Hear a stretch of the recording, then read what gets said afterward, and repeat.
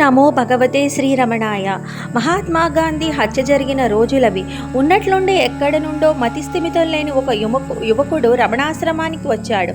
సరాసరి మహర్షి సన్నిధిలోకి వచ్చి అందరూ చూస్తూ ఉండగానే ఉగ్ర నరసింహుని వలె ఊగిపోతూ గాడ్సే గాంధీని చంపి ప్రఖ్యాతిని పొందాడు. నేను నిన్ను చంపి కీర్తి పొందుతాను అని బెదిరించాడు మహర్షిని. అందుకు మహర్షి, చంపు నాయన చంపు, నాకు కూడా ఈ శరీర భారం తప్పిపోతుంది అని సెలవిచ్చారు. అక్కడే ఉన్న ఆశ్రమ భక్తులు ఆ యువకుడిని బయటకు పంపించి వేయాలని చూశారు. కానీ మహర్షి ఆ యువకుడిని తన వద్దనే ఉంచుకొని తనతో పాటే భోజనానికి తీసుకుని వెళ్లారు. ఆ యువకుడు 2 రోజులు ఆశ్రమంలోనే ఉండిపోయాడు. 3వ రోజున ఆ యువకుడు మహర్షిని వద్దకు పోయి వినయంగా, నన్ను క్షమించండి భగవాన్, నాకు అనుకోకుండా మతి స్థిమితం తప్పిపోతూ ఉంటుంది.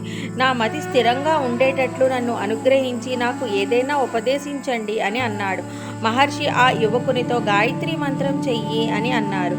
ఆ యువకుడు ఆశ్రమం నుండి వెళ్ళిపోయారు. కొన్ని నెలల తర్వాత పిచ్చి కుదిరి గొప్ప భక్తితో ఆశ్రమానికి వచ్చాడు ఆ యువకుడు.